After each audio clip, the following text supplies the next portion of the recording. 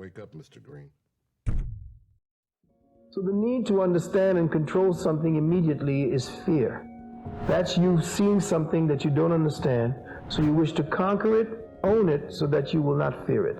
And it is fear that motivates most of us right now. This whole time before the great cleansing is about fear. It's about getting rid of the fear factor within us so that you will understand that even if you get caught a bullet in the head, or you jump off the street and you get hit by a truck and you're dead, it is not the ending. Some of us will lament because we've trained our atoms and our molecules to miss somebody that we've grown accustomed to, somebody who we've interfaced with, exchanged energies with. That then becomes a point of addiction. It's a comfort for the physical flesh, a place of security, something that my mind can go to and feel at rest with. We miss that feeling.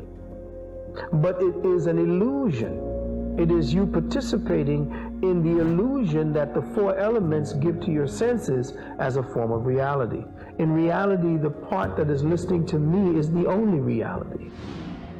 The part that does not die, the part that does not suffer, the part that endures beyond the flesh, the part that carries the karma to the next phase. Whether the idea is to disengage yourself from certain harmonics, and in disengaging yourself from those harmonics, from those energies, do you cleanse the soul of having to come back or creating a gravity point for you to come back into the flesh?